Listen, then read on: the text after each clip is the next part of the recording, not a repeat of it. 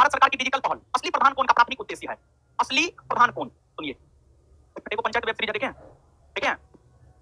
Panchayat web series में जो है प्रधान रहती है महिला, लेकिन प्रधान का काम करता है उसका दूल्हा, उसका पति करता है। तो कहीं ना कहीं इससे महिला तो घरे में रह रही है, महिला कहां सशक्त हो रही है,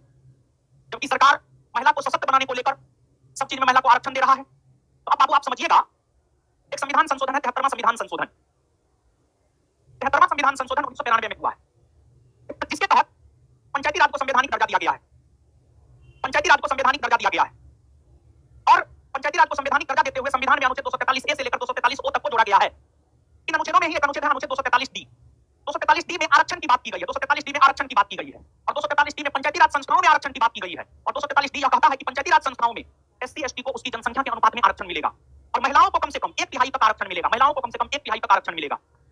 ताकि महिला भी राजनीतिक तौर पर सशक्त हो। लेकिन हो ये रहा है, चुनाव तो पत्नी लड़ती है और पत्नी का काम करता है पति,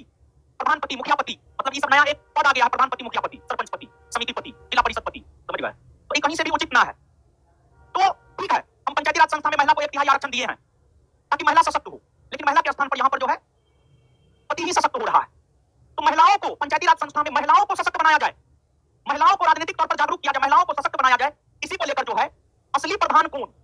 नामक एक डिजिटल कार्यक्रम की शुरुआत भारत सरकार के द्वारा की गई है, जिसका उद्देश्य है जमीनी स्तर पर महिला नेतृत्व को बढ़ाना, जमीनी स्तर पर महिला नेतृत्व को बढ़ाना, रियल में महिला नेतृत्व को बढ़ाना, समझ गए? और यह जो असली प्रधान कौन कार्यक्रम है, यह कार्यक्रम जो है शुरू किया गया है बाबू आपको भारत सरकार का जो पंचायती राज मंत्रालय है,